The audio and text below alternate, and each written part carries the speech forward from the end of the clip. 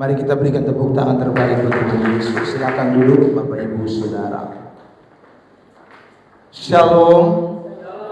Sekali lagi Shalom.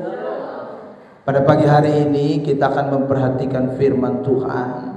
Saya masih bicara lanjutan daripada khotbah tentang hidup dalam kedaulatan Allah. Dan hari ini kita masuk pada bagian yang terakhir atau pembahasan yang keempat seputaran tentang kedaulatan Allah tersebut. Saudara yang terkasih di dalam Tuhan Yesus Kristus, bicara tentang hidup di dalam kedaulatan Allah. Saya ulangi sedikit untuk kita sama-sama mengingat apa yang sudah saya sampaikan di 3 minggu berturut-turut. Yang pertama, saudaraku, bahwa hidup di dalam kedaulatan Allah itu berarti mengakui bahwa tidak ada pribadi yang lain yang lebih utama, yang lebih tertinggi, yang lebih berkuasa di dalam hidup kita atau di alam semesta ini selain hanya Allah saja, yang merupakan satu-satunya pribadi yang utama dan tertinggi yang berkuasa di atas segala-galanya. Itulah yang namanya kedaulatan Allah. Jadi saya ulang, kalau kita bicara soal hidup dalam kedaulatan Allah, itu berarti dalam seluruh eksistensi kehidupan kita, dalam seluruh bagian hidup saudara dan saya, entah itu secara rohani di dalam pelayanan ataupun secara sekuler dalam hidup kita di tengah-tengah dunia ini, pekerjaankah, rumah tanggakah, lingkungankah, orang yang hidup dalam kedaulatan Allah itu adalah orang-orang yang mengakui bahwa tidak ada pribadi yang lebih utama, tidak ada pribadi yang lebih tertinggi, tidak ada pribadi yang lebih berkuasa di dalam hidupnya selain daripada satu-satunya pribadi Allah itu yang telah, saudaraku, hadir di dalam hidup kita sekalian. Saudara yang terkasih di dalam Tuhan, dalam pembahasan kita berturut-turut, yang pertama saya sudah menyampaikan bahwa ada 3 kelompok besar dari orang-orang yang mengatakan bahwa dia hidup di dunia ini, ya. Kelompok besar yang pertama itu disebut dengan kelompok fatalis. Apa itu kelompok fatalis? Dalam penjelasan saya di minggu awal, bahwa kelompok fatalis itu orang yang mempercayai takdir, orang yang mempercayai akan, saudaraku, garis tangan, orang yang mempercayai ayat-ayat tertentu tanpa memperhatikan konteks atau ayat-ayat yang lain yang sedang ada di dalam Alkitab, yang kemudian dia munculkan untuk menjadi sebuah pegangan, sehingga dia hidup jadi pesimis, hidupnya tidak optimis, hidupnya jadi terus ada di dalam keadaan yang hanya, ya sudahlah kau bepu hidup sebegini. Nah itu orang fatalis, saudara. Dan saya sudah tunjukkan banyak ayat kepada kita bahwa kelompok fatalis itu adalah kelompok yang bertentangan dengan kelompok kebenaran, atau dalam bahasa teologianya namanya kelompok kompatibilisme. Itu bertentangan. Lalu kedua adalah kelompok liberal. Kelompok liberal itu adalah kelompok yang merasa bahwa hidup ini tuh ada di dalam kemahakuasaan dia. Jadi dia tidak mau tahu, yang penting dia pintar, dia sekolah tinggi, dia kaya raya, dia punya uang, punya pangkat, punya jabatan. Saudara, dia tidak peduli dengan yang namanya Tuhan. Dia tidak peduli dengan orang lain. Yang penting dia kuat, maka dia akan andalkan dia punya kekuatan. Itu namanya kelompok liberal, saudara. Dan itu juga banyak di ini dunia. Sekali lagi, saya sudah menunjukkan banyak contoh di dalam Alkitab yang menunjuk kepada kelompok liberal tersebut. Lalu kemudian, saudara, yang terakhir adalah kelompok kompatibilis yang sekarang kita sedang bahas, atau kelompok orang yang menyadari bahwa hidupnya itu, saudara, bergantung kepada kebenaran. Hidupnya itu bergantung kepada firman Allah. Hidupnya itu, saudara, juga berarti bukan berarti karena bergantung kepada firman, bergantung kepada Allah, lalu kemudian dia tidak melakukan sesuatu sebagai usaha, tanggung jawabnya. Tidak. Orang yang hidup dalam kelompok kompatibilis, yang hidup dalam kedaulatan Allah, yang mengaku bahwa Allah itu adalah pribadi yang utama, tertinggi, berkuasa dalam hidupnya, dia juga bukan berarti mengenyampingkan segala sesuatu yang Allah berikan kepadanya. Sehingga orang kelompok kompatibilis ini akan berdoa tapi juga akan berusaha, akan berdoa tapi juga akan bekerja, akan berdoa tapi juga akan belajar. Saudara, itu kelompok yang Tuhan mau. Dan sekali lagi, kita sudah membahas beberapa ayat-ayat seputaran tentang kompatibilis. Saudara yang terkasih dalam Tuhan, jadi itulah yang saya sudah bahas pada bagian awal. Dan ayat yang terus menjadi pembacaan kita sebagai dasar daripada kedaulatan Allah, saya cuma kutip 2 ayat. Yang pertama adalah dalam kitab Kejadian 14 ayat 19, dan kemudian nanti dalam kitab Wahyu, sebagai perwakilan dari sejumlah pengakuan di dalam Alkitab bahwa Allah itu adalah pribadi yang transenden, pribadi yang tertinggi, pribadi yang luar biasa, maha dahsyat, tak bisa tertandingi dengan siapapun. Kejadian 14, 19. Mari kita baca bersama-sama. 1, 2, 3. Lalu ia memberkati Abraham, katanya, diberkatilah kiranya Abraham oleh Allah yang maha tinggi, pencipta langit dan bumi. Jadi kalimat yang saya garis bawahi itu adalah kalimat yang menyatakan kedaulatan Allah. Jadi Abraham itu mengakui bahwa dia diberkati itu karena Allah yang maha tinggi, bukan karena kekuatannya, bukan karena takdirnya, bukan karena usaha dia, bukan. Semua itu karena Allah yang maha tinggi. Itu mengakui kedaulatan Allah. Tapi saudara, kalau kita belajar tentang Abraham, kita kan tahu bahwa Abraham bukan duduk pangku tangan lalu Tuhan langsung kirim-kirim saja itu berkat dari langit. Tidak, Abraham melakukan bagiannya. Dia mengerjakan bagiannya. Dia seorang peternak unggulan pada masa perjanjian lama. Saudara, yang kedua, Wahyu 19 ayat yang ke-6. Ayat ini mengatakan begini. 1, 2, 3. Lalu aku mendengar seperti suara himpunan besar orang banyak, seperti desah air bah, dan seperti deru guru yang hebat. Katanya, haleluya, karena Tuhan Allah kita yang maha kuasa telah menjadi raja. Ini adalah pengakuan dari Rasul Yohanes ketika dia dibuang di Pulau Patmos. Lalu Tuhan memunculkan beberapa penglihatan seputaran tentang kedatangan Tuhan yang kedua kali. Lalu saudara mendekati ayat-ayat terakhir atau pasal-pasal terakhir, dia kemudian mendengar sebuah suara yang hebat.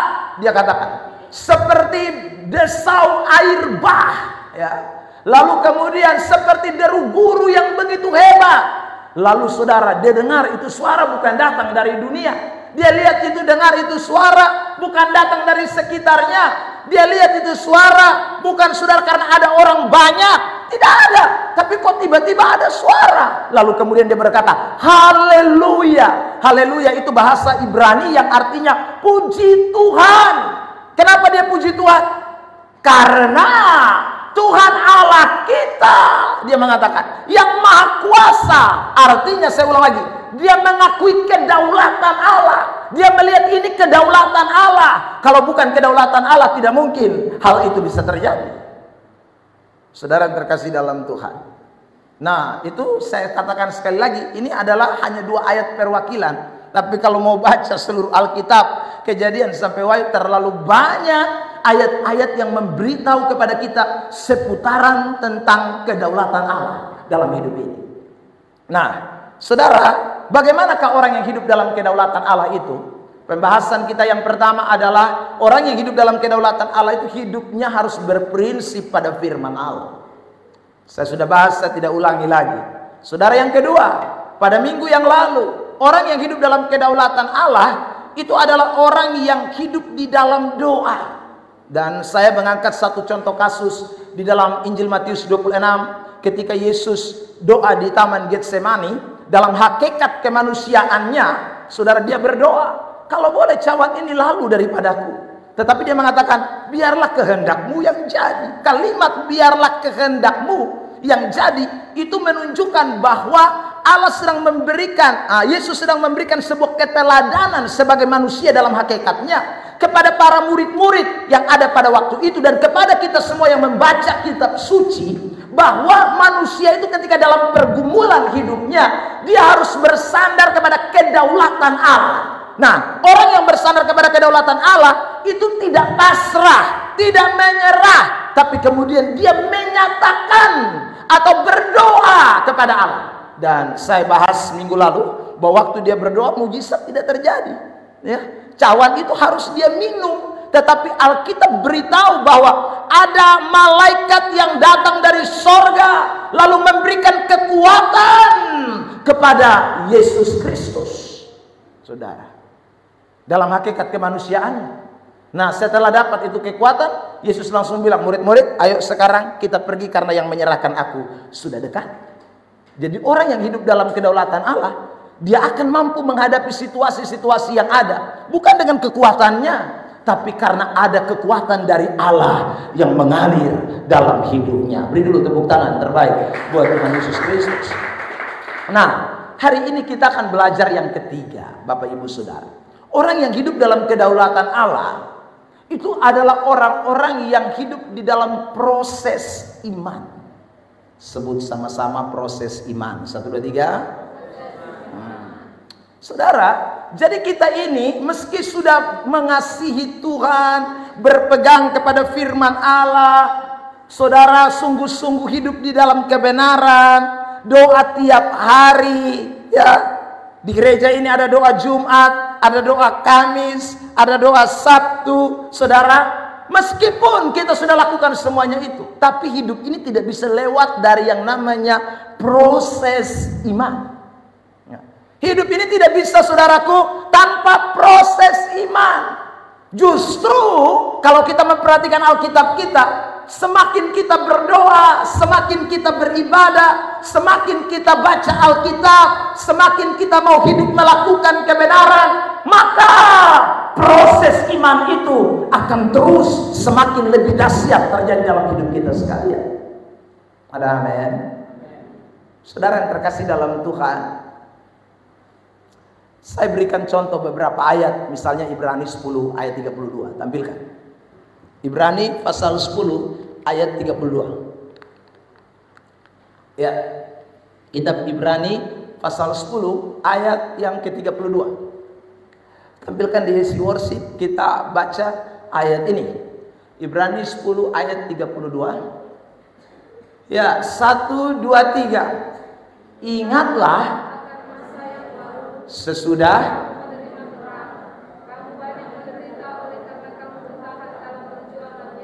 saudara lihat itu ayat bilang sesudah kita terima terang. Jadi bukan waktu kita ada dalam kegelapan. Sesudah kita terima terang. Terang itu kan simbol dari Kristus. Sesudah kita terima Kristus, justru kita mengalami banyak penderitaan. Itu ayat bilang. Saudara, Filipi 1 lagi ayat 29. Perhatikan ayat ini. Filipi 1 ayat 29. Ya, 1, 2, 3. Sebab kepada kamu dikaruniakan bukan saja untuk percaya kepada Kristus, melainkan juga untuk apa? Menderita untuk Dia. Nah, saudara, ketika saya bicara soal proses iman, itu bicara soal banyaknya tantangan, bicara soal banyaknya masalah. Dalam bahasa kitab suci yang kita baca disebut dengan penderitaan. Dalam bahasa yang lain, saudara, dalam kitab suci juga, ya, Paulus mengatakan, Yakobus mengatakan pencobaan. Ya, saudara. Nah, itulah yang namanya proses iman. Kok kenapa harus ada proses iman? Pertanyaannya buat kita sekalian. Saudara yang terkasih di dalam Tuhan, kenapa hidup ini tidak langsung hanya firman itu terjadi dalam kitab hidup, doa Tuhan jawab, kok mesti lewat proses iman? Yakobus pasal 1 ayat yang kedua mulai. Yakobus pasal 1 ayat yang kedua mengatakan begini. Saudara-saudaraku, anggaplah sebagai suatu kebahagiaan apabila kamu jatuh ke dalam berbagai-bagai pencobaan. Ayat 3 jemaat. 1, 2, 3.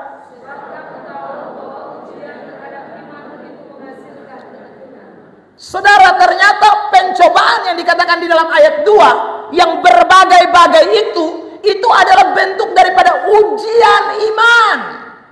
Yang namanya ujian iman, makanya akan mewarnai hidup kita sekalian. Makanya saya tadi beritahu kita, orang yang hidup dalam kedaulatan Allah itu pasti ada dalam proses hidup beriman. Proses hidup beriman itu tidak bisa lewat dari yang namanya berbagai macam penderitaan, berbagai macam pencobaan, berbagai macam tantangan, berbagai macam kesulitan. Tidak bisa lepas, saudaraku. Tetapi tujuan Tuhan ketika kita diperhadapkan dengan berbagai macam ujian, ketika Tuhan memperhadapkan kita dengan berbagai macam tantangan, jelas di ayat 4 Yakobus pasal 1. 1, 2, 3. Dan biarkanlah ketekunan itu memperoleh buah yang supaya kamu menjadi apa? Dan utuh dan tak kekurangan suatu apa. Saya mau tanya, kalau saudara dikasih orang buah, mau yang setengah matang, yang belum matang, atau yang matang? Bapak beta ini suka, beta mau yang belum matang. Itu hanya orang agak seneweng, atau alias dia mungkin lagi ngidam, makanya kepengen yang belum matang supaya asam-asam. Saudara, semua orang ini kalau ditanya normalnya, itu mau yang matang, karena yang matang itu lebih enak. Tapi saudara tahukah, itu pohon mangga yang ada di depan kita tuh bisa buahnya matang, itu lewat proses. Saudara yang terkasih, waktu dia berbunga, lalu kemudian dia buah muncul, mungkin kita po air liur sumelele. Tapi kalau kau tempi angka batu kau lempar, selain curi, ya, saudara terkasih dalam Tuhan, tapi kita tidak akan menikmati buah yang matang. Tapi kalau dia sumasak, waduh, enak sekali. Tapi untuk jadi masak, itu prosesnya panjang. Saudara, kalau itu buah mangga bisa omong, dia pasti akan bilang, hujan karena beta, panas karena beta. Saudara yang terkasih dalam Tuhan, kalau itu buah bisa omong, dia akan bilang, satu lempar beta untung angin tip ko beta sili, kalau soalnya bepung kepala supica, ya saudara. Kalau dia bisa ngomong, prosesnya panjang. Kalau buah itu bisa ngomong, saudara, sebenarnya ada burung yang datang totok, tapi toh saya masih melekat di ranting ini. Saudara terkasih dalam Tuhan, itu artinya ada proses yang dilewati. Tapi kan buah tidak mungkin bisa ngomong. Ini cuma bahasa simbolik yang Yakobus pakai untuk menggambarkan hidup orang Kristen, bahwa kalau kita hidup dalam kedaulatan Allah, itu tidak bisa lepas dari yang namanya proses iman. Hidup dalam kedaulatan Allah itu tidak bisa instan. Hidup dalam kedaulatan Allah itu butuh proses, dan proses itu selalu datang lewat berbagai macam masalah, tantangan, ujian hidup ini, supaya kita akhirnya beroleh buah yang matang, yang sempurna, yang utuh, bahkan takkan kekurangan suatu apapun. Amin. Saudara, kata sempurna dalam teks ini itu lebih tepat diartikan dewasa. Ya, Tuhan mau kita dewasa, saudara. Nah, untuk jadi dewasa itu proses. Manusia ini saja kalau mau dewasa dia punya fisik, proses. Dari umur sekian bulan, saudara mulai makan, minum, saudara jaga kesehatan, baru dia bisa besar. Untuk dewasa secara jasmani. Belum lagi dia punya kejiwaan, dewasa jiwanya. Saudara, itu juga butuh proses. Tidak ada anak begitu lahir langsung dia bisa hitung 1 tambah 1 nah, langsung dia jawab 2, lu bangun lari. Atau saudara, tidak ada. Semua anak itu tidak bisa begitu, karena butuh yang namanya proses. Saudara yang terkasih dalam Tuhan. Nah, apalagi bicara soal kerohanian kita. Makanya Tuhan itu memberikan hidup kita ini, kita memang hidup dalam kedaulatan Allah, tapi kita ini selalu melewati yang namanya proses hidup. Proses hidup beriman. Proses hidup beriman itu sekali lagi dengan tujuan supaya kita tambah hari tambah dewasa, tambah hari memperoleh sesuatu yang lebih baik, tambah hari saudara bisa menjadi orang-orang yang tambah saudara menikmati hal-hal yang ditambahkan secara rohani, secara jasmani kalau kita ikuti proses yang namanya proses iman itu. Nah, kembali ke slide kita. Saudara yang terkasih dalam Tuhan, saya mau berikan satu gambar, ya. Slide.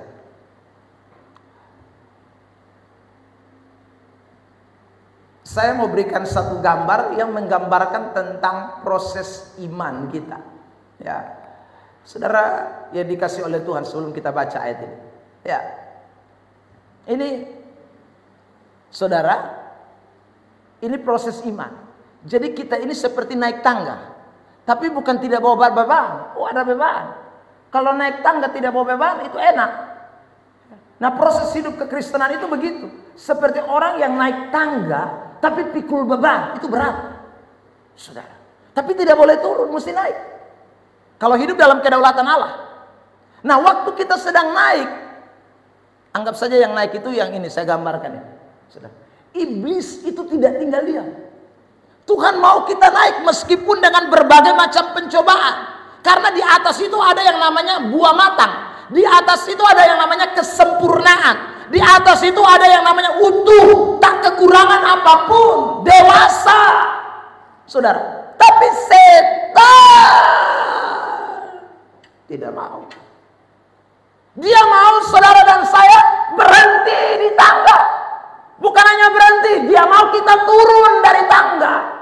Karena itu setan, saudara yang terkasih dalam Tuhan, waktu Tuhan memberikan kepada kita berbagai macam pencobaan, Tuhan berikan kepada kita berbagai macam ujian. Di saat yang sama setan juga mulai mengintimidasi. Di saat yang sama setan juga mulai memprovokasi. Di saat yang sama setan juga mulai mempengaruhi manusia supaya jangan naik tangga buah matang, supaya jangan naik tangga kesempurnaan, supaya jangan naik tangga tak kekurangan suatu apapun. Iblis mau kita gagal, iblis mau kita binasa, iblis mau kita hancur, iblis mau kita dalam keadaan terpuruk, iblis mau kita kanak-kanak rohani, saudara yang terkasih dalam Tuhan. Tapi Tuhan tidak menginginkan hal itu. Ada amin? Saudara yang terkasih dalam Tuhan. Makanya ada banyak ayat. Misalnya 1 Petrus pasal 5 ayat yang ke-8. Perhatikan ayat ini. 1 Petrus pasal yang ke-5 ayat yang ke-8.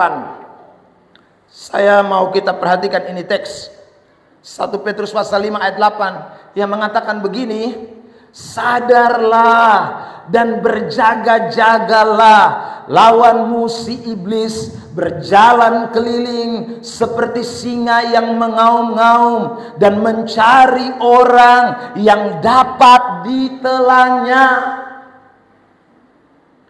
Saudara yang terkasih dalam Tuhan, bisa tampil? Nah, 1, 2, 3, jemaat baca.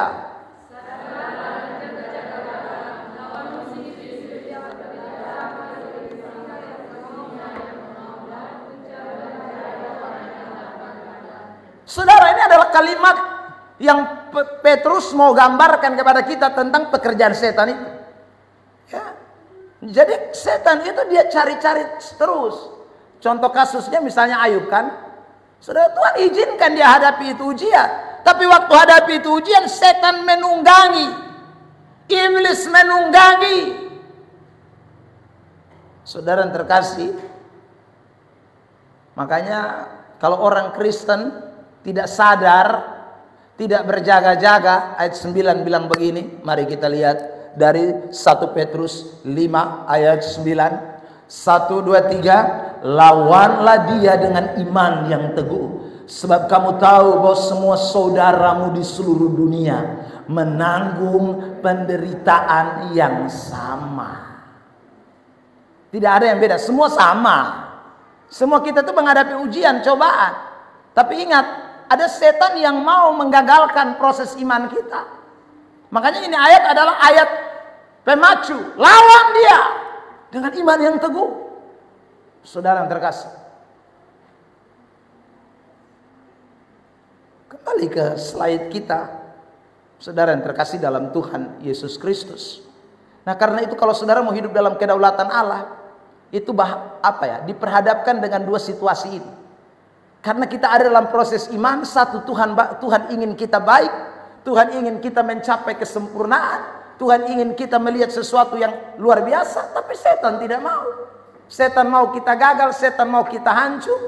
Karena memang Alkitab sudah mengatakan demikian. Yohanes 10 ayat 10 mengatakan, pencuri datang hanya untuk membunuh, membinasakan. Itu pencuri itu adalah tipologi daripada setan. Ya. Setan itu hanya datang untuk mencuri, membunuh, membinasakan. Dalam proses iman yang kita lewati, dalam proses menuju kepada kesempurnaan, menuju kepada kedewasaan, keutuhan, setan tidak bisa senang. Saudara, saya mau angkat kasus dalam kitab Kejadian menjadi pembahasan kita pada pagi hari ini, tentang seorang yang adalah melewati, saudara, proses iman itu dengan penuh keberanian, dan dia tidak menyerah. Meskipun iblis berusaha turunkan dia dari tangga proses imannya, tapi dia tidak mau. Dia mau naik terus. Beban yang dia bawa bukan ringan tuh, berat. Tapi dia tidak mau menyerah. Ini orang yang hidup dalam kedaulatan Allah. Kejadian 50 ayat 20. Mari sama-sama kita membaca ayat ini. 1, 2, 3. Memang kamu telah mereka-rekakan yang jahat terhadap aku. Tetapi ini, saudara, kalimat yang saya garis bawahi itu bicara dua hal. Yang pertama, manusia dipakai oleh setan, alat iblis. Kan setan itu dia bekerja lewat oknum, karena dia roh. Saudara yang terkasih dalam Tuhan, tadi malam dalam ibadah Haumeni Boniku, kumpulan orang Soe, saya sampaikan, saudara, kita ini kan lawan, ini roh-roh jahat, penguasa-penguasa, tidak kelihatan. Nah, tapi itu roh-roh jahat itu apakah dia menyerang langsung dengan roh jahat? Tidak. Memang kadang-kadang dia memakai okultisme, mistik, saudara, hal-hal yang berbau sihir. Orang Kupang bilang apa? Suanggi. Tapi iblis tidak selalu menyerang kita dengan cara-cara begitu. Kadang-kadang dia kemudian merasuki atau memakai orang-orang tertentu yang dijadikan alatnya. Dia pakai orang-orang tertentu yang sedang membuka peluang kepada setan. Seperti yang Efesus pasal 4 ayat 27 katakan, jangan beri kesempatan kepada iblis. Nah, ada orang yang kasih kesempatan kepada iblis untuk pakai dia punya hidup, untuk kuasai dia punya diri. Nah, ini yang Yusuf alami. Saudara yang terkasih dalam Tuhan, kalau Ayub punya itu semacam memang serangan roh jahat, semacam okultisme atau serangan sihir santet. Kalau Yusuf punya beda. Saudara yang terkasih dalam Tuhan, karena Ayub anak tiba-tiba 10 orang mati. Ini siapa yang bikin mati? Saudara, itu dia pakai kuasa gelap dalam konteks ini, saudara. Tapi dalam konteks Yusuf, dia tidak pakai kuasa gelap, dia tidak pakai oknum, saudaraku. Minta maaf, dia tidak pakai roh-roh, apalagi okultisme, sihir, santet, tidak pakai sihir, suanggi, tidak pakai. Dia langsung pakai orang-orang yang beri kesempatan. Makanya ada ayat ini mengatakan, kamu telah mereka-rekakan yang jahat terhadap aku. Tetapi ini orang yang mengakui kedaulatan Allah dalam hidupnya, yang mempercayai bahwa Allah lebih tertinggi, Allah berkuasa, Allah berdaulat, Allah punya proses dalam hidup ini. Dia berkata, jemaat lanjutkan ini kalimat sekali lagi, 1, 2, 3. Allah telah mereka-rekakan untuk apa? Kebaikan. Ini orang yang mengakui kedaulatan Allah. Saudara yang terkasih dalam Tuhan, jadi di saat proses iman terjadi, Tuhan menghendaki kita sampai di puncak, tetapi iblis menghendaki kita jatuh dan gugur. Ingat baik-baik itu. Nah, orang-orang yang hidup dalam kedaulatan Allah itu memiliki respon yang berbeda terhadap proses iman tersebut. Ya. Kalau kita ini hidup dalam kedaulatan Allah, hidup dalam firman doa yang saya sudah bahas pada 2 minggu lalu dan minggu lalu, ya, maka saudara kita punya waktu kita menghadapi proses iman, respon kita beda dengan orang yang tidak hidup dalam kedaulatan Allah, dengan orang yang hidup dalam kelompok yang saya sebut tadi, fatalis dan libertarianis. Itu beda. Orang yang meresponi proses iman dalam kedaulatan Allah, itulah orang-orang yang seperti Yusuf. Sebentar kita akan memperhatikannya, saudara terkasih dalam Tuhan. Nah, mengapa kok kita memiliki respon yang berbeda? Pertanyaannya, saudara, saya mau tunjukkan beberapa ayat berikut ini yang menunjukkan bahwa kita ini memang orang-orang yang hidup dalam kedaulatan Allah itu, Tuhan itu mempunyai predestinasi, atau Tuhan itu memiliki sebuah ketentuan di dalam hidup kita yang berbeda dengan orang yang di luar sana.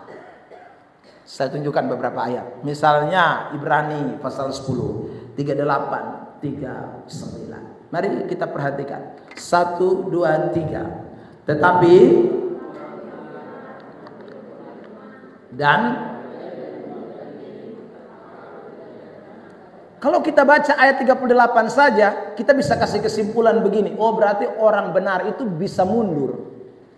Sebenarnya tidak demikian. Kalau kita membaca lanjut ayat 39. Orang benar tidak mungkin mundur. Orang benar itu tidak mungkin menyerah. Orang benar itu dalam proses iman, dia akan maju terus. Itu orang benar, tidak mungkin mundur. Dari mana? Ayat 39. Mari kita baca. 1, 2, 3. Tetapi saudara, kita bukan orang-orang yang mengundurkan diri. Saudara, kita ini bukan orang-orang yang percaya setengah-setengah. Itu bahasa yang lebih sederhana. Saudara, kita ini adalah orang-orang yang percaya dan yang beroleh hidup. Sebenarnya mesti ada tambah, hidup kekal. Karena kata hidup itu ditulis dengan kata zoe dalam bahasa Yunani, bukan bios. Kalau bios itu hidup sementara. Kalau zoe itu hidup kekal. Saudara terkasih dalam Tuhan. Ya. Nah, kita ini bukan orang yang mengundurkan diri. Jadi tidak ada orang Kristen sejati. Garis bawah kalimat saya. Kristen sejati. Orang Kristen yang benar-benar beriman. Itu kemudian mundur dan binasa. Tidak ada. Ya saudara. Saya kasih contoh. Yudas itu bukan orang benar. Dia memang dari dulu, saya selalu omong, dia dari dulu memang susetan. Yesus sendiri omong, murid yang saya pilih ini 12, tapi salah satu itu setan. Yohanes pasal 6 ayat yang ke-70. Saudara, siapa yang dimaksud? Yudas Iskariot. Jadi memang dia susetan memang. Hanya kelihatan saja dia kelihatannya Kristen, tapi sebenarnya bukan Kristen. Karena Kristen sejati responnya beda. Saya ulang lagi. Kristen sejati tidak mungkin mundur. Kristen sejati seperti Yusuf. Kristen sejati seperti Ayub. Kristen sejati, saudaraku, akan terus maju. Apapun tantangan, apapun halangan, dia pasti akan menang. Karena Alkitab berkata, kita lebih daripada orang-orang menang. Beri tepuk tangan terbaik buat Tuhan Yesus Kristus. Jadi proses iman itu akan menunjukkan kita, saya ini betul orang benar atau tidak. Respon kita terhadap proses hidup beriman itu akan menunjukkan kita ini hidup dalam kedaulatan Allah atau tidak. Saudara yang terkasih dalam Tuhan Yesus Kristus, satu ayat lagi ya. Bahwa memang orang yang hidup benar, orang yang percaya sejati itu ketika proses terjadi, setan tidak bisa menang terhadap dia. Mari kita lihat Yohanes 10 ayat yang ke-28, 29. Yohanes 10, 28, 29. 1, 2, 3. Dan aku memberikan hidup yang kekal kepada mereka. Dan mereka pasti tidak akan binasa sampai. Saudara lihat itu. Jadi kalau Tuhan kasih hidup kekal sama seseorang, itu orang tidak akan binasa sampai selama-lamanya. Lalu ada kalimat lanjutan mulai dari kata dan. 1, 2, 3. Dan seorang pun tidak akan. Ada amin? Ada amin? Bilang sama-sama dengan saya, setan tidak bisa rebut saya. Bilang sama-sama saya, karena saya orang benar. Ya, kalau saudara ada sebagai orang benar, proses iman datang. Proses iman terjadi. Proses iman menghantui kita. Setan kendalikan orang-orang tertentu untuk berusaha menjatuhkan kita dalam proses iman. Tapi kita ini tahu, kita punya status orang benar. Orang percaya sejati, Kristen sejati, tidak akan mundur.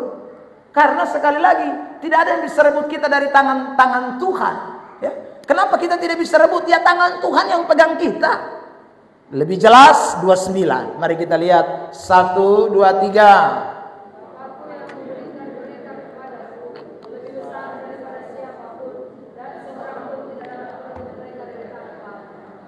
Bapakku yang memberikan mereka kepadaku itu lebih besar daripada siapapun. Tidak ada seorang pun dapat merebut mereka dari tangan Bapa. Kalau di ayat yang ke-28 tangan Yesus, di ayat 29 dia bilang tangan Bapa. Saudara yang terkasih dalam Tuhan, ini kan bicara soal Tritunggal Allah. Ya. Sama-sama Allah. Jadi tangan Yesus itu juga tangan Allah, tangan Bapa itu juga tangan Allah. Jadi kalau kita ada dalam tangan Tuhan, tidak ada satu orang bisa rebut kita. Tidak ada. Saudaraku, itulah orang-orang yang hidup dalam kedaulatan Allah. Jadi orang yang hidup dalam kedaulatan Allah pasti memiliki respon yang benar terhadap proses iman. Pasti dia akan memiliki respon yang benar. Nah, hari ini kita akan belajar nih, ya, bukti dari respon Yusuf dalam proses iman yang tadi saya sebutkan mulai dari ayat yang tadi kita baca dalam Kejadian pasal 50. Saudara, kita akan lihat ini proses imannya Yusuf. Yusuf itu melewati proses iman 13 tahun. Ya. Sejak dia dari rumah bapaknya sampai nanti dia ada di istana Firaun, ya. Itu saudara terkasih dalam Tuhan 13 tahun proses iman Yusuf.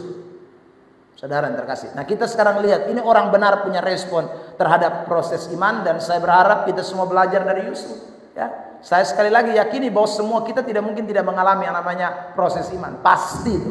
Kalau kita jadi orang Kristen sejati akan mengalami, saudaraku, berbagai macam proses iman. Nah, inilah bukti dari respon Yusuf dalam proses iman. Pertama, mari kita baca Kejadian pasal 37 ayat yang kedua mulai. Kejadian 37 ayat yang kedua. Ya, saya bacakan. Inilah riwayat keturunan Yakub. Yusuf tatkala berumur 17 tahun, jadi masih muda dia, 17 tahun. Biasa menggembalakan kambing domba bersama-sama dengan saudara-saudaranya, anak-anak Bilha dan Silpa, kedua istri ayahnya. Jemaat membaca yang garis merah. 1, 2, 3 dan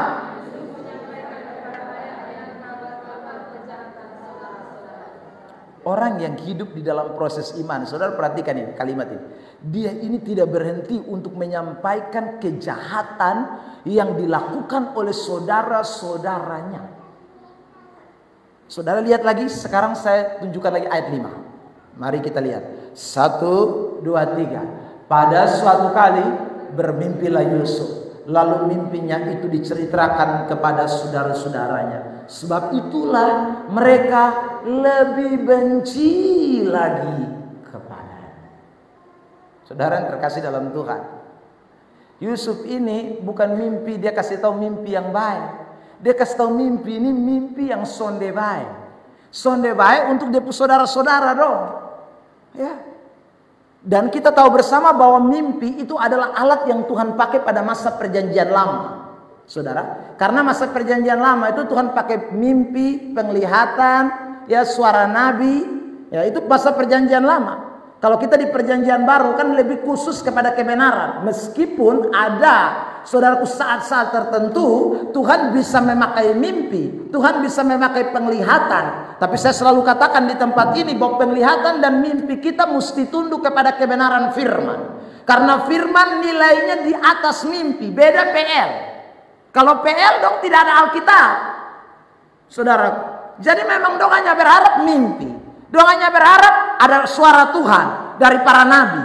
Itu adalah cara Allah berbicara kepada orang-orang pada masa nenek moyang kita, sesuai dengan Ibrani pasal 1 ayat yang kedua mengatakan begitu.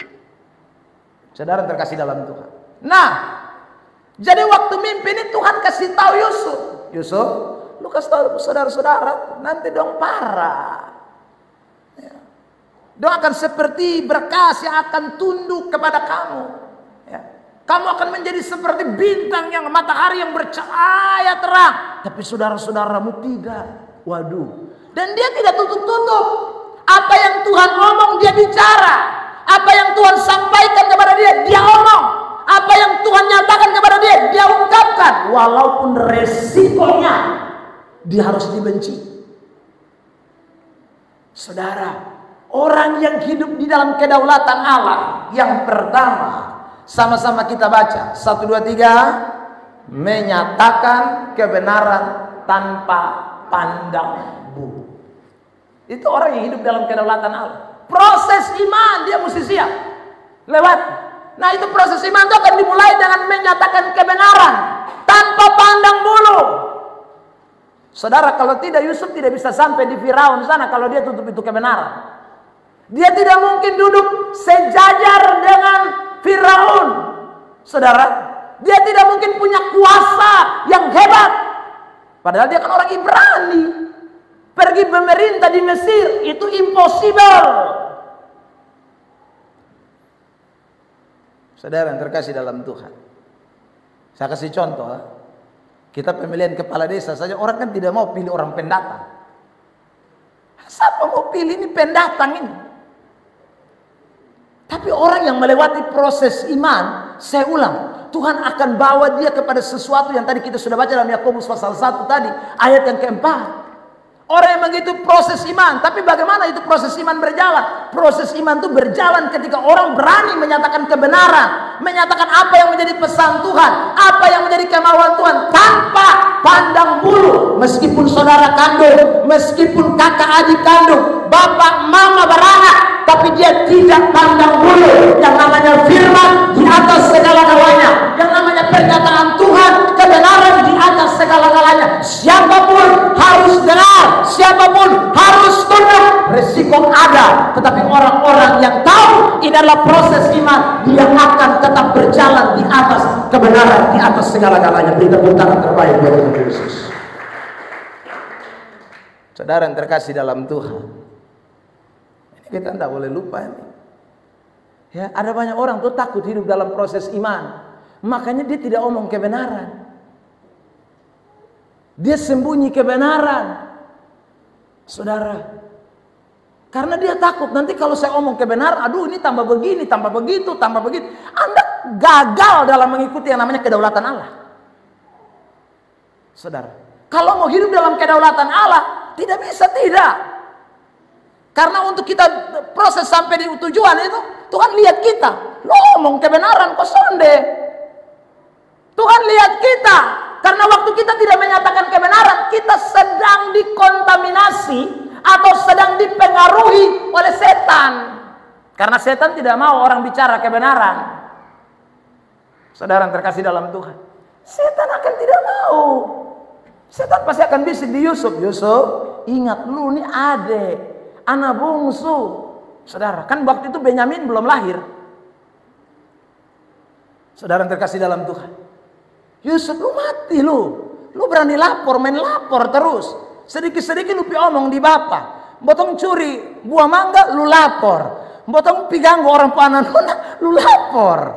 Saudara yang terkasih dalam, tapi Yusuf tidak bisa kompromi. Karena Yusuf tahu ada proses yang dia sedang akan jalan ini. Dia sedang lewati ini. Dan itu menuju titik yang enak itu, puncak.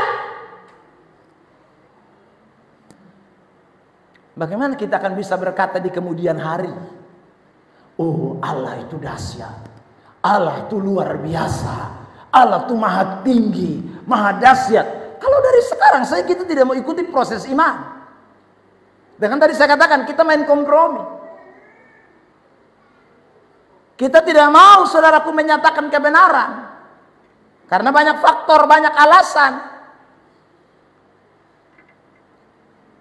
Saudara yang terkasih dalam Tuhan Yesus Kristus.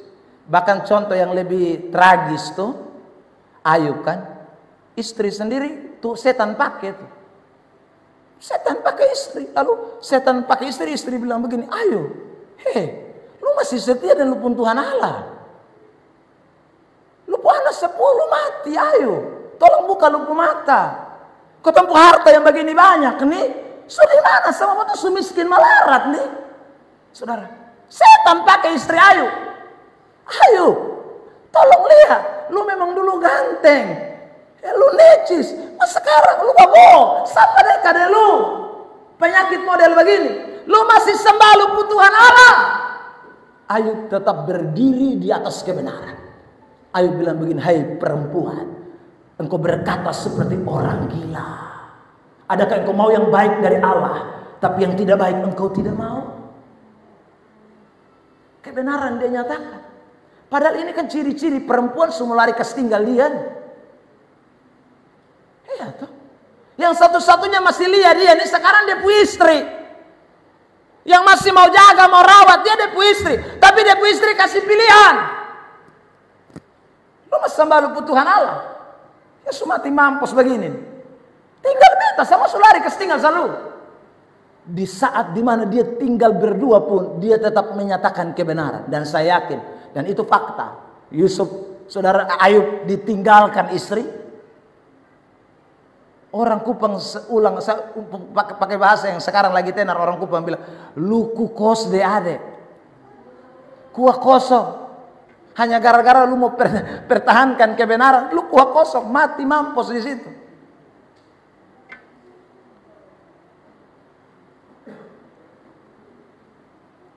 Hari ini sekali lagi, orang yang hidup dalam proses iman itu mesti berani menyatakan kebenaran tanpa pandang bulu.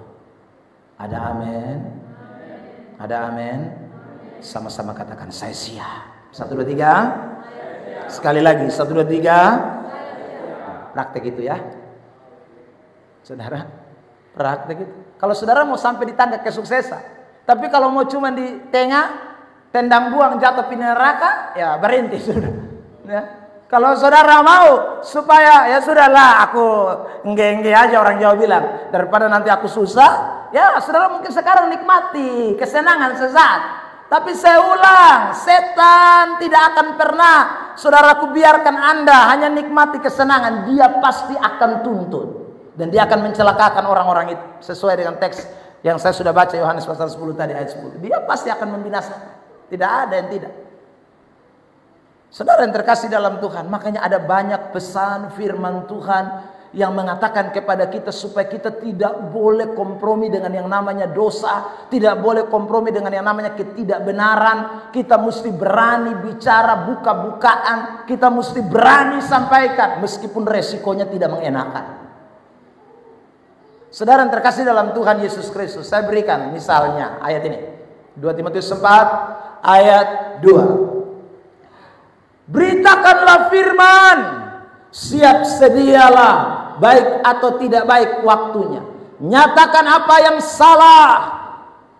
Nyatakan apa yang salah, tegurlah dan nasihatilah dengan segala kesabaran dan pengajaran. Saudara, ini ayat ini memang orang banyak suka baca, tapi orang suka bikin ini ayat jadi ringan. Nah, kenapa saya katakan begini? Jadi ringan. Karena ada kata segala kesabaran. Nah, kata kesabaran ini membuat ini ayat orang tafsirkan menjadi bobotnya ringan. Sehingga orang bilang begini, ya memang kalau kotong lihat orang bikin dosa, jangan keras-keras, sabar.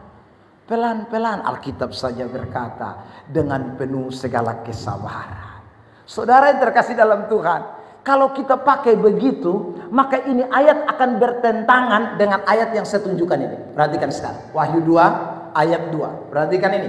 Wahyu 2 ayat 2. Mari kita baca sama-sama. 1, 2, 3. Aku tahu segala pekerjaan, baik jeripayamu maupun ketekunanmu. Aku tahu bahwa engkau tidak dapat sabar terhadap, bahwa engkau telah mencobai mereka yang menyebut dirinya rasul, tetapi yang sebenarnya tidak demikian. Bahwa engkau telah mendapati mereka pendusta. Saya tanya kita semua, yang omong ini ayat Yesus atau manusia? Tuhan Allah atau manusia? Tuhan. Tuhan yang lagi puji jemaat yang ada di Efesus. Tuhan bilang begini, aduh saya lihat kamu pekerjaan ini terlalu keren.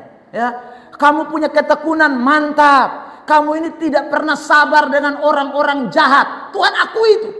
Tuhan senang. Saudara, jadi kalimat yang tadi saya katakan sabar di dalam 2 Timotius 4 ayat 2. Itu tidak boleh diartikan bahwa sabar terhadap dosa. Sabar terhadap kejahatan yang kita lihat. Terhadap hal-hal yang najis. Hal-hal yang kotor. Tidak boleh sabar. Sabar itu mesti diterjemahkan dengan makna tidak pernah berhenti. Saudara. Maksudnya begini, ini hari kotong omong ini orang, jangan mabok lay, besok dia mabok. Lu sabar sonde untuk tetap kasih nasihat dia, bahwa jangan mabok. Saudara, Kadang-kadang kan kita lihat kalau orang kita kasih tahu satu kali mabok, saudaraku, dia masih minum lagi, kita bilang, biar sudah, urus diri masing-masing. Ya itu orang yang sekali lagi yang bertentangan dengan ini ayat. Nasihati dengan segala kesabaran. Jadi saudara sabar, omong terus, tidak boleh berhenti omong. Meskipun hari ini dia tidak lakukan, besok saya omong lagi. Besok saya omong dia tidak lakukan, saya omong lagi. Saya omong lagi tidak lakukan, saya omong lagi. Sebelum dia pun napas putus, saya tidak akan berhenti omong. Itu orang yang sabar dalam menyatakan kebenaran dan menyatakan dosa. Ada amin? Saudara yang terkasih dalam Tuhan. Jadi saudara, ini kita mesti sama-sama ingat. Karena pertobatan seseorang ini kita tidak pernah tahu. Jadi kita ini kadang-kadang mesti sabar untuk terus menasehati orang. Makanya kalau saudara dengar saya khotbah di tempat ini, saya bicara dosa-dosa terus, jangan pikir kita sudah jangan, saudara. Karena ada orang-orang tertentu yang memang kita sudah ngomong ulang-ulang, tapi memang tidak mau bertobat. Jadi mesti ulang lagi. Sabar. Pengajaran disampaikan. Tapi sekali lagi mesti nyatakan apa yang salah. Tegur dan nasihati. Itu anak-anak Tuhan yang hidup dalam proses iman. Itulah anak-anak Tuhan yang hidup dalam kedaulatan Allah. Saya beri contoh simpel mungkin dalam hidup rumah tangga kita. Dalam hidup pekerjaan kita. Saudara yang terkasih dalam Tuhan. Ada hal-hal yang kita memang mesti, orang Kupang bilang, son boleh kas muka. Dalam hal-hal apa dosa. Dalam hal-hal kejahatan. Saya sudah khotbah berulang-ulang kali di tempat ini, tapi saya ingatkan lagi. Contoh, ini contoh kasus. Ada orang pemalas, saudara. Sone kerja. Alkitab kan bilang, jangan kas makan. Itu Alkitab ngomong. Jangan kas makan. Waktu kita tidak kas makan, saudara mungkin orang akan ngomong, dia pun anak kandung sendiri dia tidak kas makan. Tapi kan pemalas. Itu kebenaran. Saudara yang terkasih dalam Tuhan. Jadi kadang-kadang kita ini suka juga salah menilai orang lain.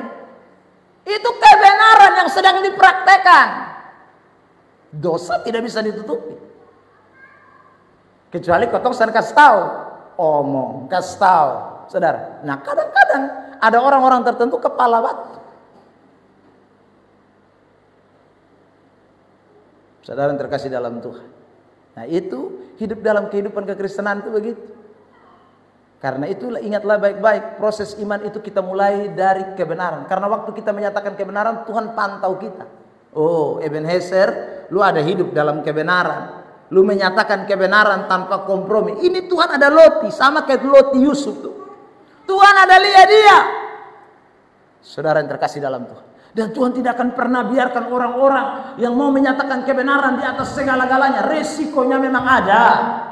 Tapi kalau orang itu mau lakukan itu, dia ikuti kedaulatan Allah, proses iman. Suatu saat dia akan berkata, benar Tuhan, Engkau Allahku yang dahsyat, Engkau Allahku yang luar biasa. Engkau telah membawa aku melewati berbagai macam hal untuk melihat hal-hal yang sempurna, yang utuh, bahkan tak kekurangan suatu apapun yang baik.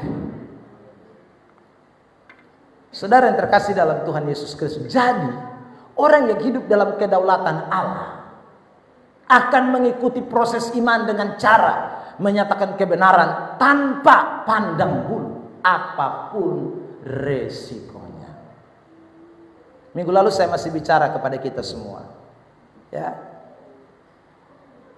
Saudara, mengampuni itu harus. Tapi sekali lagi, kebenaran tidak boleh disembunyikan. Ya, saudara yang terkasih dalam itu dua hal yang berbeda. Dua hal yang berbeda. Pengampunan itu bicara soal hati. Kebenaran itu bicara soal praktek. Nah itu, saudara. Hati mesti beres. Dan sapa hati mesti beres. Saudara. Tidak boleh ada dendam, ada sakit hati, ada benci. Hati mesti beres. Tapi soal tindakan itu kebenaran. Tindakan tidak boleh kompromi. Hati mesti beres dan sama orang. Saudara. Tapi kebenaran tidak boleh tidak ditindaklanjuti. Saudara yang terkasih dalam Tuhan. Kadang-kadang orang samakan ini dua hal. Kebenaran dan sikap hati. Sana bisa. Saudara yang terkasih dalam Tuhan. Beta mengampuni lu bukan berarti beta iakan lupu dosa. Beta mengasihi lu bukan berarti beta mengasihi lupu dosa. No. Saya cinta engkau bukan berarti saya mencintai dosa yang kau lakukan. Saya ulang, dosa itu kan bicara soal perbuatan, tindakan. Tindakanmu mesti benar, hati mengasihi. Tidak boleh tidak. Yesus lakukan itu loh, saudara. Dia benci siapa? Ahli Taurat, dia tidak benci. Orang Farisi, dia tidak benci. Kalau dia benci, dia bukan Allah. Dan dia tidak layak untuk tebus dosa kita karena dia manusia berdosa. Tapi dia tidak membenci. Tapi saudara lihat, apakah dia berhenti untuk bicara tindakan kebenaran? Oh tidak, dia omong ini ngeri. Celaka, anjing, ular beludak. Saudara, oh dia omong terlalu keras. Itu dalam tindakan. Hati cinta sekali.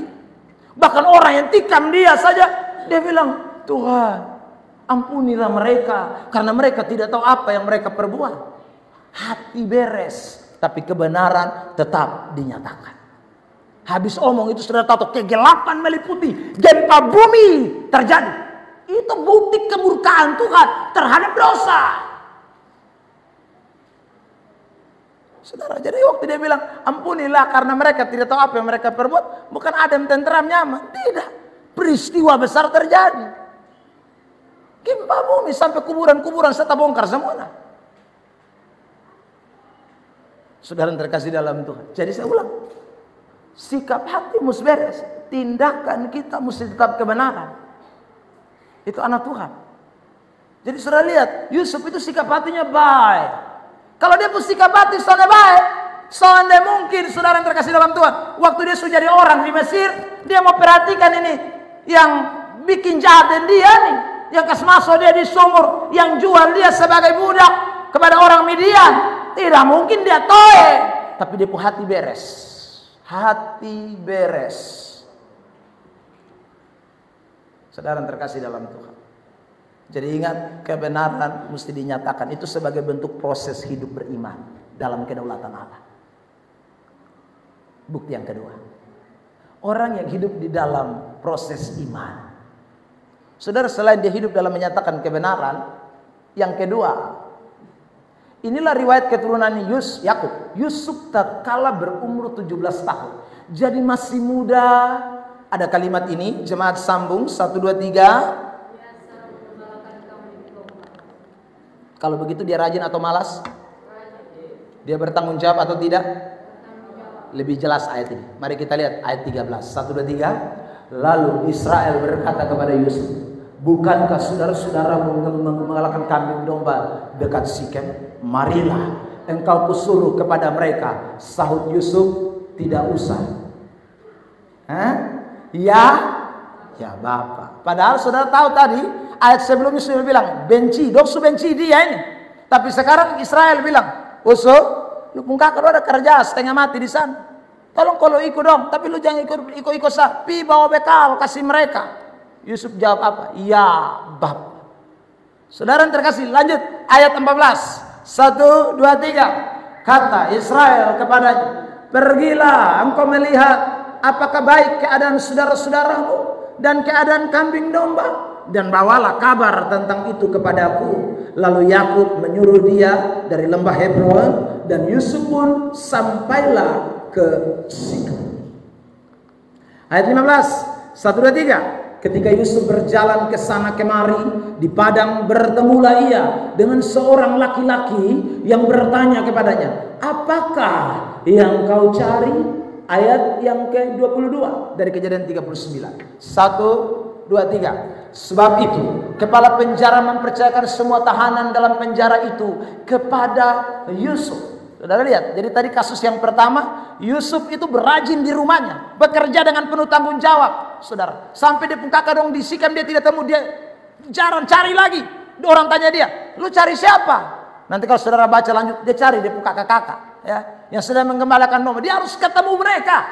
Dia betul-betul orang yang bertanggung jawab. Dia orang yang betul-betul pekerja. Meski saya ulang, umurnya baru 17 tahun, masih sangat muda. Anak-anak begini kan biasanya main Free Fire, PUBG. Ya sudah. Begitu juga ketika dia ada di penjara. Dia itu dipercaya sebagai tahanan di dalam, mempercayakan dia untuk mengurus semua tahanan dalam penjara. Saudara, ini orang kalau tidak punya tanggung jawab, siapa mau percaya lu? Lu narapidana. Bahkan ketika juru roti dan juru minum masuk penjara, kepala penjara kasih kepercayaan khusus kepada Yusuf untuk urus ini manusia dua yang pejabat ini. Saudara, bukan lagi tahanan umum, tapi ini sekarang urus pejabat. Lihat ayat 40 pasal 4. Kejadian 40 ayat 4. 1, 2, 3. Kepala pengawal raja menempatkan Yusuf bersama-sama dengan mereka untuk melayani mereka. Konteks ini adalah mereka yang dimaksud itu juru minum dan juru roti. Ya saudara. Jadi dia jadi pelayan khusus untuk dua pejabat ini di penjara. Makanya dia dapat mimpi, dia menafsirkan mimpi dari kedua pejabat yang namanya juru roti dan juru minum. Saudara, dari sejumlah ayat yang saya tunjukkan ini, itu menunjukkan bahwa dia ini memang orang yang bertanggung jawab. Ya, bekerja keras. Lihat juga Kejadian 41 ayat 40. Engkaulah yang menjadi kuasa atas istanaku, dan kepala kepada perintahmu seluruh rakyatku akan taat. Ini kata Firaun. Hanya tahta inilah kelebihanku daripadamu. Saudara, hanya soal pangkat raja itu yang lebih, tapi soal kuasa sama. Soal kedudukan, saudaraku, hanya beda di nama. Raja satu wakil, Perdana Menteri.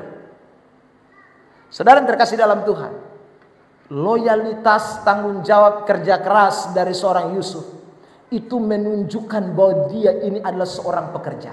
Ya, dia ini adalah seorang yang sungguh-sungguh melakukan segala sesuatu. Ini tahapan orang yang hidup dalam proses iman.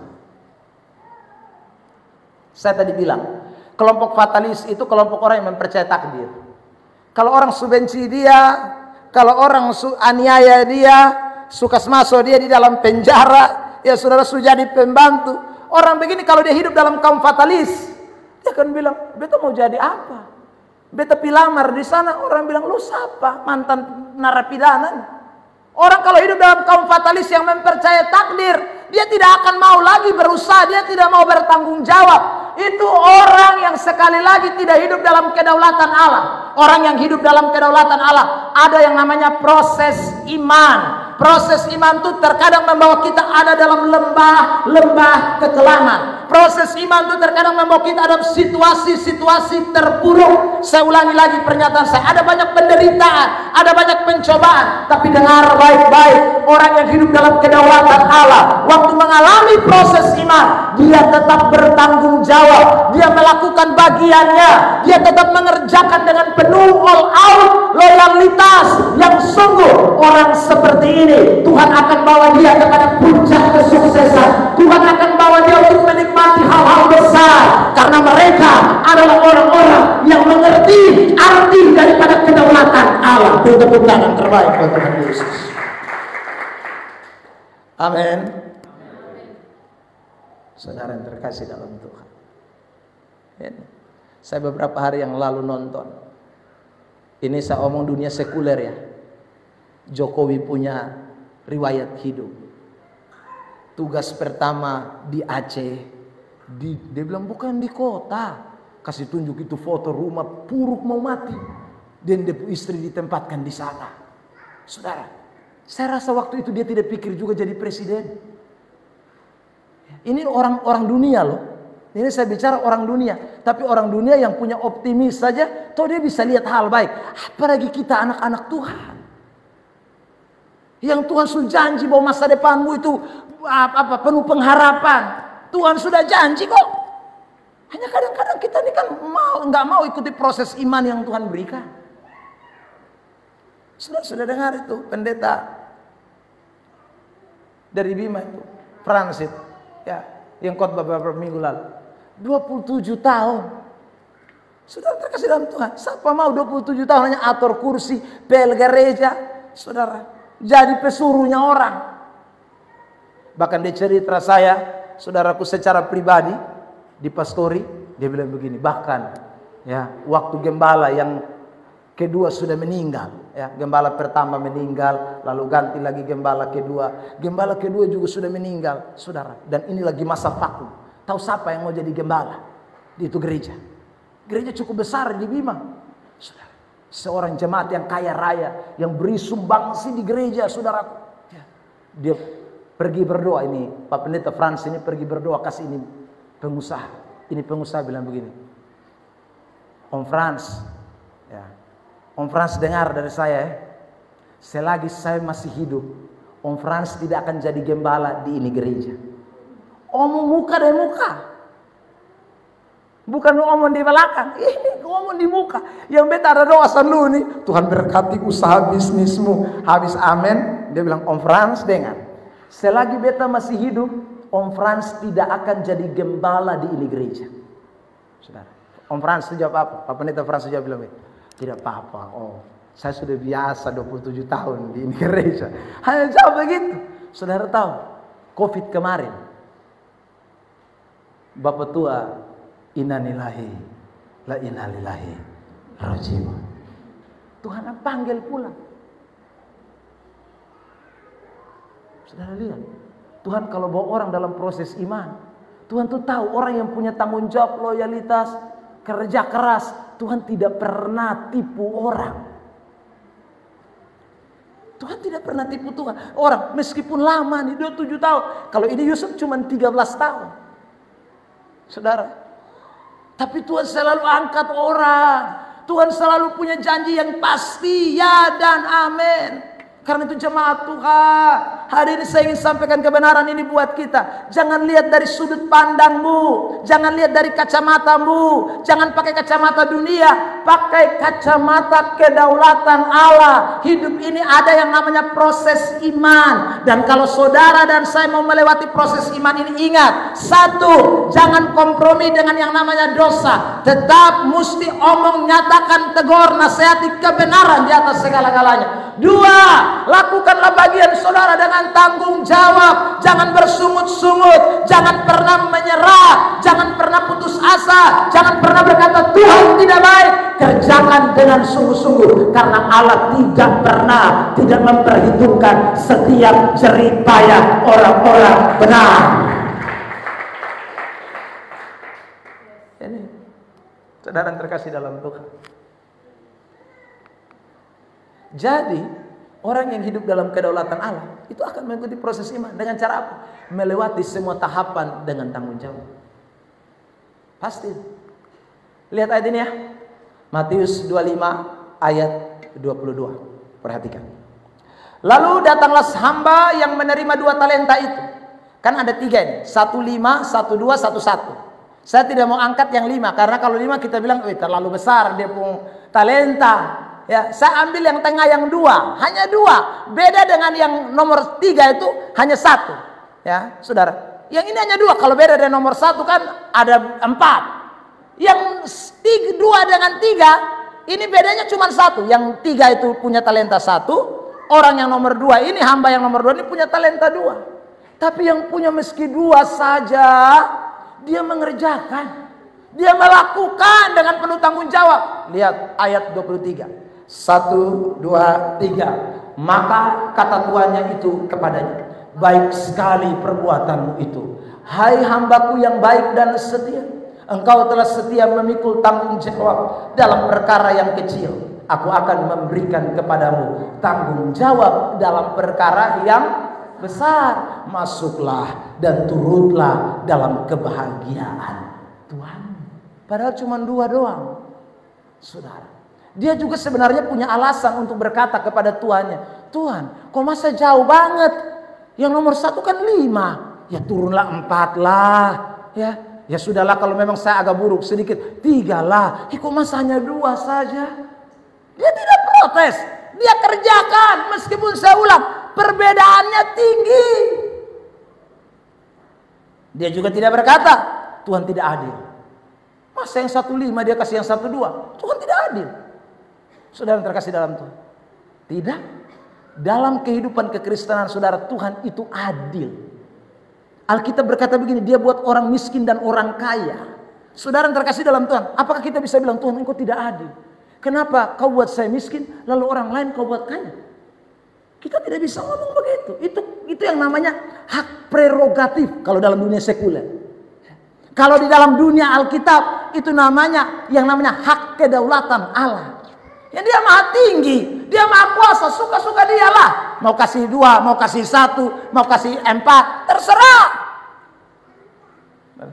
Yang kita harus lakukan apa? Kita ini hamba. Yang harus kita lakukan, kerjakan kepercayaan yang Tuhan berikan kepada kita. Soal berapa nilai yang akan dilipat gandakan, itu bukan soal kita. Yang kita punya soal, mesti kerja, mesti tanggung jawab, mesti setia. Itu kita pun lakukan. Kalau saudara baca lagi perumpamaan lain misalnya ya tentang orang yang bekerja pada kebun pokok anggur. Saudara terkasih dalam Tuhan, ada orang datang jam 6 pagi, ada orang datang jam 9, ada orang datang jam 12, ada orang datang dikatakan jam 5 sore. Saudara, kalau dari kacamata kita manusia, tolong dong yang masuk dari pagi bayar gajinya lebih besar.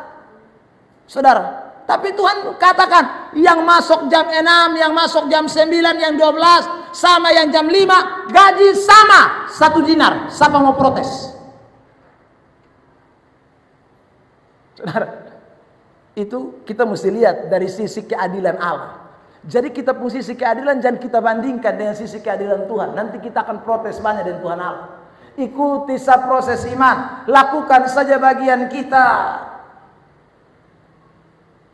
Saudara yang terkasih dalam Tuhan. Ya.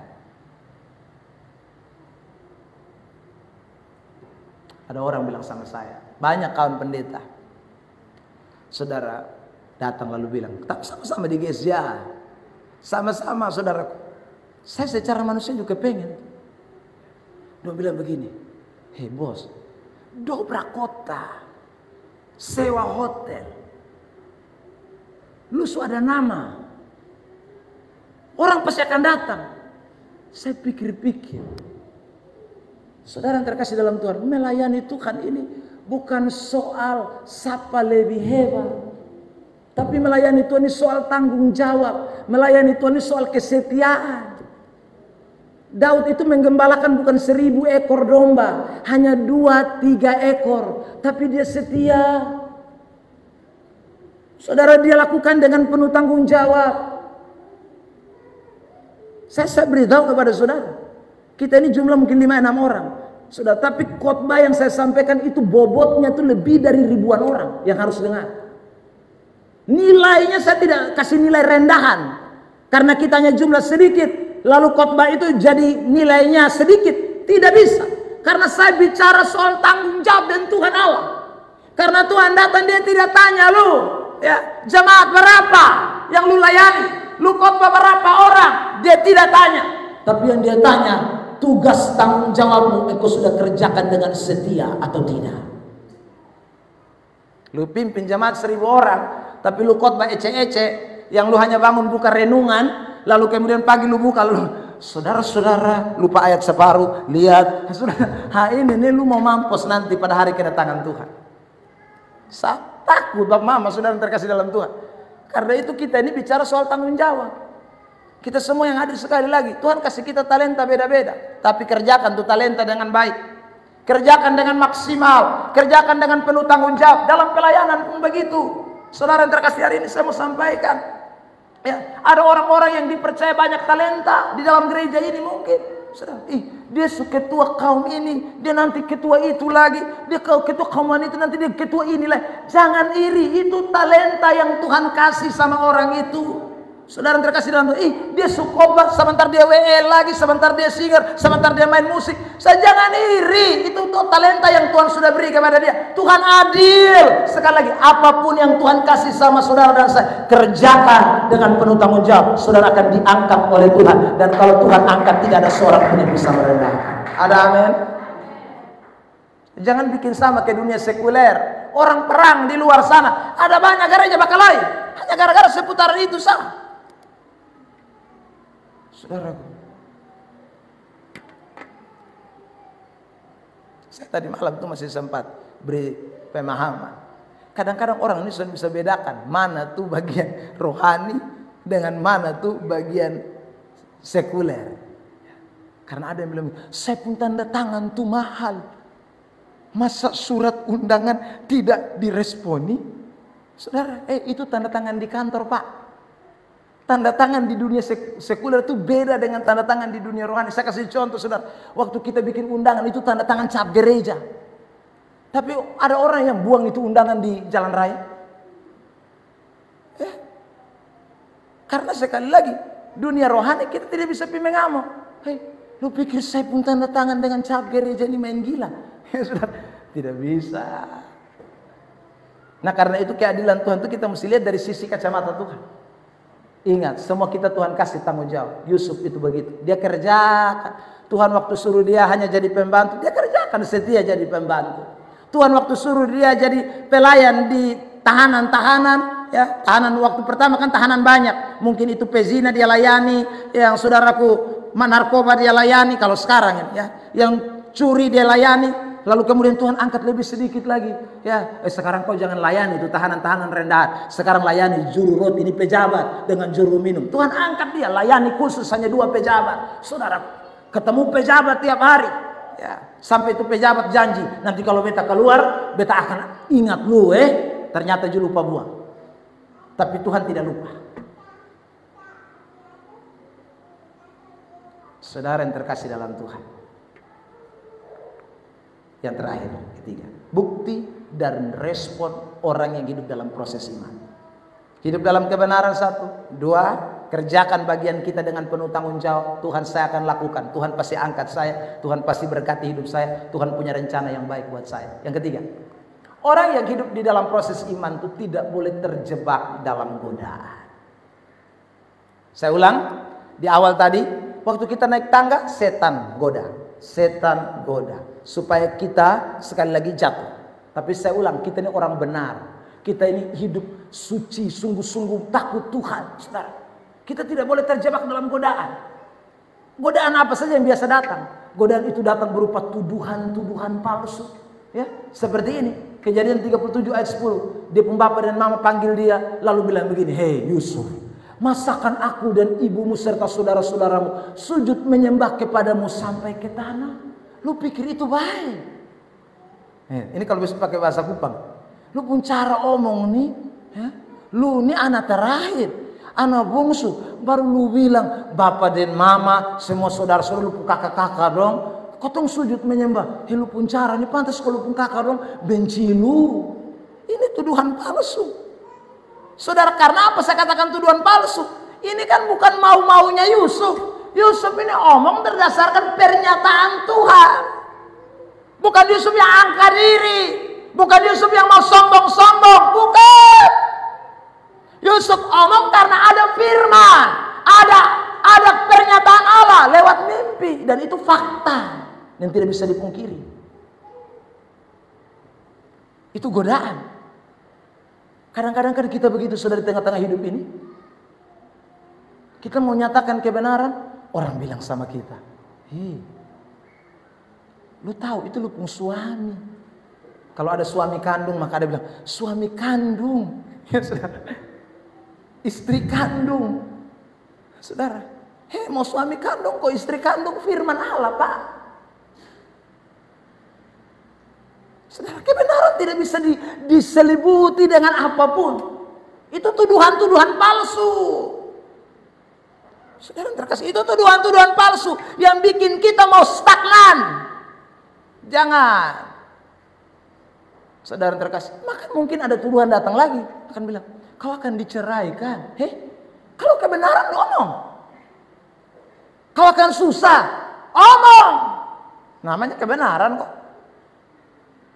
Saudara, tuduhan-tuduhan palsu itu godaan, itu setan pun cara semua. 39 ayat 17, godaan datang lagi.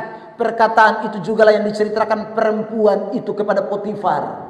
Ya, jadi ini istri Potifar, cerita omong kosong, putar balik, tuduh. Katanya, hamba orang Ibrani yang kau bawa kemari itu datang kepadaku untuk mempermainkan aku. Padahal dia tidak. Yusuf ini jaga baik-baik, ini istri Potifar. Tapi istri Potifar yang foe, saudara. Tapi begitu foe, dia balik arah. Dia justru bukan, saudaraku, mengaku dia pun kesalahan, dia tuduh Yusuf. Lu taruh laki-laki Ibrani bagatalin. Lu jalan, dia mulai ganggu beta. Padahal usus sampai ganggu. tuduhan palsu. Tapi Yusuf ada balas? No. Kebenaran tetap kebenaran. Yusuf tidak balas, tapi bukan berarti dia tidak ngomong. Dia dimasukkan itu karena fitnaan. Tapi waktu dalam penjara, kalau saudara baca Kejadian pasal 40, 41, Yusuf bongkar. Dia bilang begini, saya masuk penjara ini bukan karena saya difitnah. Saya tidak melakukan sesuatu yang dikatakan itu. Dia ngomong. Saudara yang terkasih dalam Tuhan, itu godaan. Maukah kita tetap percaya kepada kebenaran, atau kita mulai runtuh dengan godaan-godaan itu? Godaan yang kedua, ada tawaran hawa nafsu. Setan itu kan begitu. Kalau dia kalah satu, dia tidak mau gagal, dia akan datang dengan cobaan kedua. Yesus dalam Matius 4 kan saudara tahu itu, ya, sudah coba batu jadi roti tidak mau, coba lagi yang baru, coba yang baru lagi soal kekuasaan tata tidak mau, coba lagi yang berikut soal penyembahan, saudara. Jadi setan itu tidak pernah menyerah. Dia datang dengan semua tawaran, godaan. Salah satu lagi yang kedua, dia tawarkan hawa nafsu. Saudara yang terkasih dalam Tuhan, lewat siapa? Istri Potifar. Kejadian 39 ayat 10. Walaupun dari hari ke hari, bukan satu kali, dari hari ke hari, itu berarti setiap kali Potifar keluar, istri Potifar foy. Saudara, bujuk terus. Tetapi Yusuf tidak bersetubuh dengan dia. Bujukan itu untuk tidur di sisinya dan bersetubuh dengan dia. Ini hawa nafsu. Tetapi Yusuf dikatakan ayat 12. Lalu perempuan itu memegang baju Yusuf sambil berkata, marilah tidur dengan aku. Tetapi Yusuf meninggalkan bajunya di tangan perempuan itu dan lari keluar. Saya ulang, godaan hawa nafsu ini sekarang ngeri. Selama ini saya cuma tahu tahta, harta, wanita. Kemarin saudara, saya kemana ya? Saya parkir motor, parkir motor. Saya lihat stiker satu di motor di sebelah yang saya parkir. Ya saudara, dia pun tulisan beda. Tata, harta, mama. Ya, saudara, orang biasa wanita dia punya mama. Saya maksud apa ini? Tata, harta, mama. Saudara, dunia ini kan terkenal dengan tata, harta, wanita. Godaan paling besar itu 3 ini. Tata, harta, wanita. Tapi tahu ini sekarang ada tambah satu lagi, mama. Ini mungkin mama-mama gombel. Saudara terkasih dalam Tuhan. Tapi ingatlah, kita mesti jaga kekudusan hidup. Ya. Tawaran harta itu pasti datang, tahta itu pasti datang, wanita itu pasti datang. Kalau yang pria, kalau yang wanita pasti ada pria yang datang. Kita hati-hati. Manusia ini akan hadapi semua. Ya, saudara. Jangankan saudara, pendeta saja sekarang mengalami banyak. Ada yang jatuh dengan tahta, ada yang jatuh dengan harta, ada yang jatuh dengan wanita. Ada teman pendeta saya cerita. Orang sekarang pelayanan ke luar negeri, saudara, hitung-hitungan dia. Ya. Jadi saudara, mereka mau ke luar negeri, khotbah di luar negeri, karena mereka sudah hitung. Tiket 10 juta, PP 20 juta. Nah, saudara, dia sudah hitung-hitung, 20 juta. Oh, uang makan 10 juta, 30 juta. Saudara, hitung 30 juta. Dia mulai hitung lagi. Khotbah berapa kali? Oh, di gereja sini. Sudah harus dijadwalkan memang. Sudah. Hitung lagi. Oh, khotbah di sini itu hari 10 juta. Di sini 20 juta. Hitung kali bagi, pas. Malam masih untung sedikit. Modal 30, pulang kembali 50 juta. Hei, pelayanan kok pakai gitu? Saya kasih kesaksian sama pendeta itu. Saya bilang, kalau pakai hitungan-hitungan begitu di NTT, dong mungkin sudah berhenti melayani Tuhan. Ya, saya cerita. Saudara, saya khotbah sampai di Amfoang, sampai di Manufui. Saudara kasih dalam Tuhan, PP saya keluar 1 juta rupiah. PP. Saudara, Kalau mau hitung kali bagi begitu. Yang saya dapat berapa? Amplop paling tinggi 500.000. Tapi saudara yang terkasih dalam Tuhan, pelayanan bukan soal duit, pelayanan bukan soal uang, pelayanan soal memberitakan kebenaran, menyatakan Injil Kristus supaya banyak jiwa diselamatkan bagi kerajaan Allah. Beri tepuk tangan terbaik buat Tuhan Yesus. Aduh, itu hamba Tuhan yang mulai jatuh. Kalau hanya pikir segala sesuatu, duit, bahaya. Bahaya. Saya bilang suruh dia datang. Makanya orang tidak suka datang penginjilan di NTT. Siapa mau? Saudara yang terkasih dalam Tuhan. Iya. Siapa mau pi khotbah di hutan-hutan begitu? Kecuali memang tuh orang mau berkorban habis-habisan. Karena tidak ada janji apa-apa, tidak ada menjanjikan sesuatu.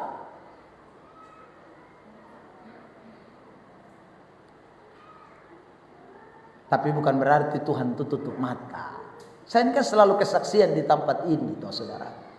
Ya, saya itu memang tidak ada bilang pisana raudoi son ada. Tapi itu Tuhan tuh punya banyak cara. Saya ulang, Tuhan tuh punya banyak cara. Dan Tuhan pakai saudara, Tuhan pakai orang-orang di luar sana untuk jadi berkat dalam ini pelayanan. Saudara terkasih dalam Tuhan, saya bersaksi. Ya, saya tidak usah ngomong siapa jemaat, tapi ini jemaat di sini. Baru saja kasih saya jemaat di sini. Kasih uang 2,5 juta.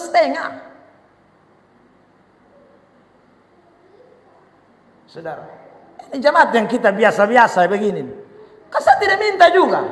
Kalau Tuhan gerakan orang itu tidak ada yang bisa hal. Karena saudara terkasih dalam kita ini melakukan segala sesuatu untuk kepentingan kerajaan Allah. Tidak ada embel-embel lain. Kita pi pelayanan di Takari yang itu hari saya tahu toh. Ya, saya model pelayanan itu kan begitu.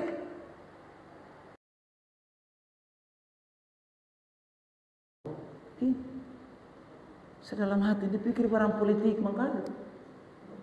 Saudara, mau jadi ketua BPD. Saya ini saudara yang terkasih dalam. Saya bilang sama istri, sampai Tuhan kalau belum berkehendak, saya tidak ada bilang mau kumpul suara begini, suara begitu, supaya pilih. Bikin apa model begitu? Saudara, kita sudah jadi orang dunia.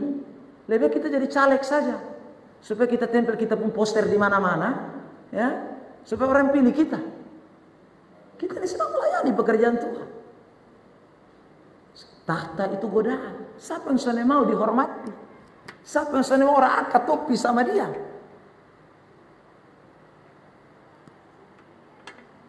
Hari ini sekali kita belajar dari firman. Ingat, godaan ada banyak di sekitaran kita. Godaan itu datang bisa berupa tadi wanita, ya, hawa nafsu, bisa berupa harta. Ini ayat katakan, ya saudara, Yusuf ini, Kejadian 39 ayat 8. Tetapi Yusuf menolak dan berkata kepada istri tuannya itu, dengan bantuanku tuanku itu tidak lagi mengatur apa yang ada dalam rumah ini, dan ia telah menyerahkan segala miliknya pada kekuasaanku. Seandainya dia memang mau betul, maka sekali lagi suaminya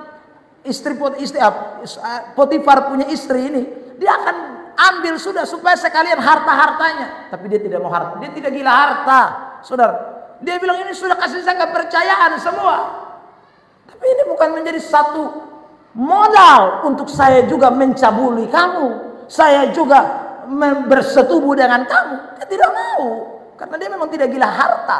Bahkan di rumah ini ia tidak lebih besar dari kuasanya daripadaku, dan tiada yang tidak diserahkan kepadaku selain daripada engkau, sebab engkau istrinya. Bagaimana mungkin aku melakukan kejahatan yang besar ini dan berbuat dosa terhadap Allah? Godaan banyak. Tapi hari ini saya tutup tema besar kedaulatan Allah. Ya saudara, 4 bagian besar saya sudah khotbah di sepanjang 1 bulan.